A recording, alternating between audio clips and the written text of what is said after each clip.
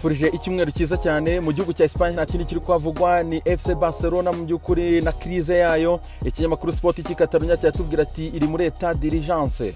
Ikinyamakuru cyatubwira ati icyambere nuko umutoza Quique yagomba kwirukanwa, hanyuma bagashaka umutoza mushya. Abari kuvugwa cyane harimo Mauricio Pochettino, hakaza Maximiano Allegri, hakaza Thierry Henry, hakaza Ronald Koeman ndetse na Garcia Pimienta. Hanyuma kandi bikaba bivuga ko Abidal nawe agomba kuba aherekeza umutoza Quique akirukanwa. Icya kabiri cy'ikinyamakuru kitubwira nuko Jose Maria Bartomeu akaba yanze kwegura. Hanyuma ikindi ngarashaka kwigiza amatora inyuma akaba mu kwezi kwa mbere umwaka utaha. President Bartomeu rero akaba yavuze ko kuba amatora yaba mbere byakomeza kugenda byangiza club ndetse na crise irimo, akaba yifuza ko aya matora yaba muri trimestre ya mbere mu mwaka wa 2021.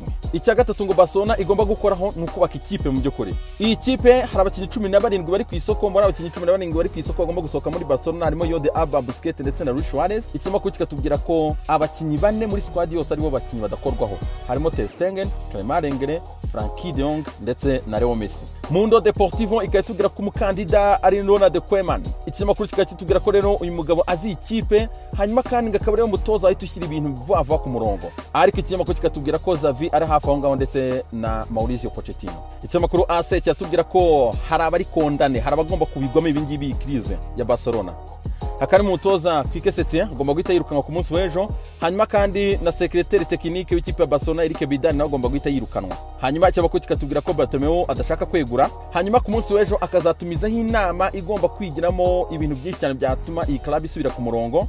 Hanyuma icyabakuru kigasoza inkuru kitubwira ko Messi afite uburenganzira bwo gusohoka mu ikipe ya Barcelona mu kwezi kwa mbere akigendera. Ikinyamakuru Marca cyatubwira ati Barcelona iri gushaka impinduka. Bartomeu president w'ikipe ya Barcelona akaba agiye kwiruka umutoza Quique, hanyuma plan ni ukureba ko bazana Pochettino ndetse na Ronald Koeman, umwe muri bo akaza gusimbura Quique uzaba wirukanwe.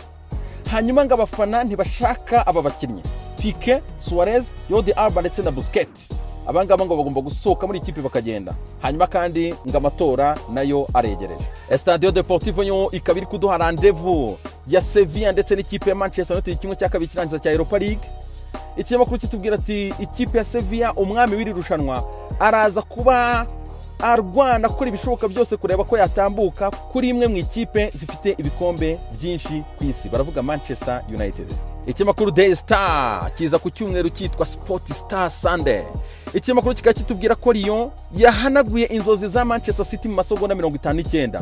Maxime Cornet akatse igitego ku minota 24 kiza kwishyurwa na Kevin De Bruyne ku minota 39. Minota 79 Moussa Dembele atsinda igitego kiri controversial kuko Aymeric Laporte Moussa Dembele yagiye gutsinda igitego yabanje kumukorera ikosa yamutezagwa hasi arakomeza aragenda atsinda igitego. VAR ikaba yabyirengagije abantu bose bakaba bumiwe. Hanyuma nyuma yaho gato cyane ku minota 84 n'amasegonda 28 Raheem Sterling yarasize uburyo bwagomba guhita bugarura Man City mu mukino bakanganya 2-2 akibuhusha ku minota 85 n'amasegonda 28 umusore Moussa Dembele sabaterekamo igitego cya gatatu birangira ibitego 3-1. Niyo mpamvu ikinyamakuru kivuga ati mu masegonda 59 kiravuga uburyo Raheem Sterling yahushije n'igihe Dembele yatsinze igitego akarema amasegonda 59 renzo za Man City zahise zikubita hasi zirarangira. Ikinyamakuru kandi kirakomeza kitubwira kuri Ole Solskjaer akavuze ati dushore kashi ati cyangwa duhore turi inyuma y'abandi. Ole Solskjaer akabasaba abayobozi b'ikipe ya Manchester United gutanga amafaranga bakagura Jadon Sancho, bitaba ibyo ngibyo bakazahora bari mu gicucu cyangwa se bikinze inyuma ya Liverpool ndetse na Manchester City. Ikinyamakuru kandi cyatubwira ko Man City ifite icyizere cy'uko yasinyisha Lionel Messi niba Messi avuye mu ikipe ya Barcelona. Ikinyamakuru cyakomeza kitubwira ko Man City yabwiye Messi yuko yamuha byose yashaka ariko akaza akiyunga kuri Pep Guardiola bakongera bagakora. Sunday Mail iratubwira atakababaro ka Pep Guardiola mu byukuri ati Raheem Sterling yarasa uburyo butabaho mu byukuri. Man City itisezererwa muri kimwe cya kane kirangiza inshuro ya gatatu yikurikiranya. Mu gihe kandi ikinyamakuru Daily Express ariko kiza ku cyumweru cyitwa Sunday Express ikabitubwira ati umutima ubabaye wa Pep Guardiola. Ikinyamakuru kandi cyatubwira kuri match ya Man United ndetse na Sevilla.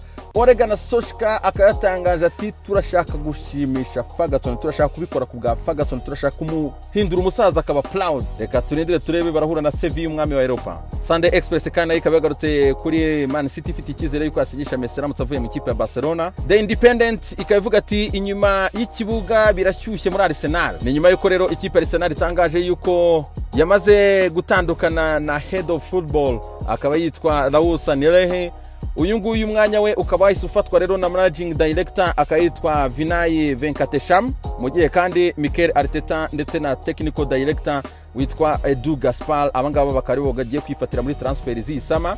Ikinyamakuru The Sunday Telegraph cyo kikatubwira ko uyu mugabo azize iperereza ryakozwe kuri transfer ya Nicolas Pepe bishyura miliyoni 72 z'amapaundi. Akaba rero nkuko ESPN mu minsi ishize yabitangaje, ikaratangaje ko uyu mugabo yariyemo dukomisiyo, none bikaba Arsenal yamusezereye, nubwo Arsenal yahakanye ayo makuru, ariko biravuga ko yariyemo akantu kabitugu kwaha rwose kuri transfer ya Nicolas Pepe. Ni hatari cyane.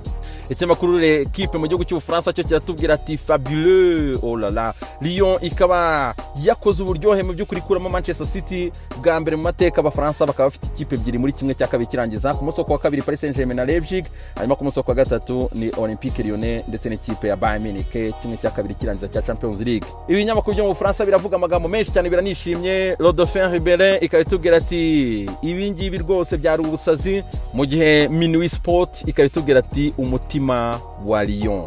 Ibinyamakuru byo mu Bufaransa birishimye cyane.